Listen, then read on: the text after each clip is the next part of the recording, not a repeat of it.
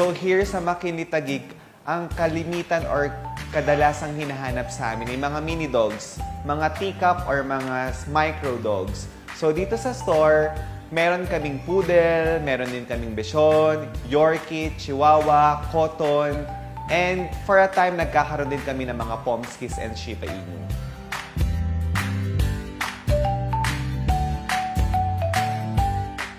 Honestly speaking po, wala po kasi talagang teacup, micro or mga mini dogs. Product po sila ng abnormality or meron talaga silang health issues. Ang pagiging teacup po ay isang abnormality. Yung word po na teacup, it's a flowery word lang for marketing. The very common issues po ng mga teacup or tiny dogs ay hypoglycemia and hypothermia. Kaya ina-advise po ng mga veterinarian na mas frequent po yung feeding compare sa mga normal sizes ng aso. Here in JC Dog Republic, nag-feed po kami ng mga dogs 4 to 5 times a day, soft diet, plus multivitamins and immune booster. And of course, we have to follow the program na ibibigay ng licensed vet sa kanya per puppy. First, you have to prepare the place. Kailangan well sanitized, well disinfected po yung area. And you have to make sure na hindi nyo po siya ipapatong sa matataas na lugar. Kasi some of the teacup dogs, very fragile.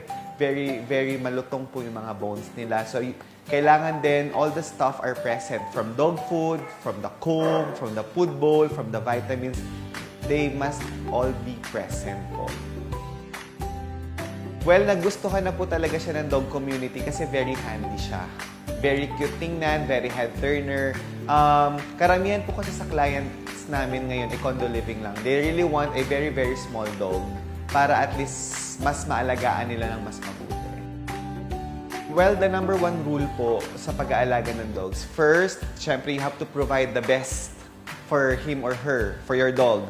You have to provide the best quality dog food, supplements, and vitamins.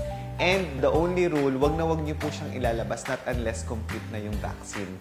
The very nakakatakot po na paraan sa kanila is tamaan sila ng mga viral na sakit. Parvo, distemper, corona. And in order for them na maiwasan po yun, dapat updated po the vaccines and must follow the program na ibibigay ng vet sa kanila.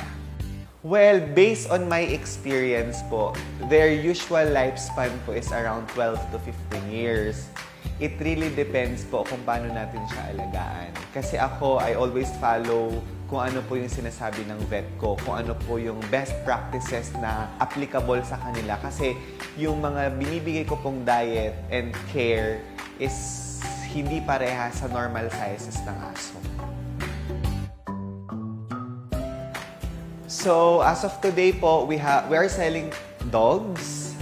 We have pet salon also. We have different services under our pet salon. We have the deluxe bath. We have the VIP treatment and the professional works.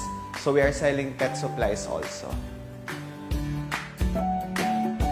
Iba-iba po kasi ng breed, iba-iba talaga sila ng temperament. And iba-iba sila kung paano sila pinalaki. So, our team is very professional po handling pets. So, they know kung medyo aggressive yung dog.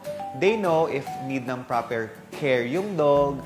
They know if may mas need na assistance yung dog. So, very professional po sila handling pets. From the receiving, to the bathing, to the drying, hanggang sa grooming. And before i-out, 100% sure they're very in good health condition. If ready na po kayo to have a teacup dog, dapat totally ready po kayo. Kasi the time na nag-avail po kayo, yes, masaya siya, pero mahabang commitment po ito. You have to buy this stuff, you have to follow the guidelines na ibibigay ko, you have to follow the program na ibibigay po ng licensed veterinarian ninyo. But in exchange of that, masayang journey po siya.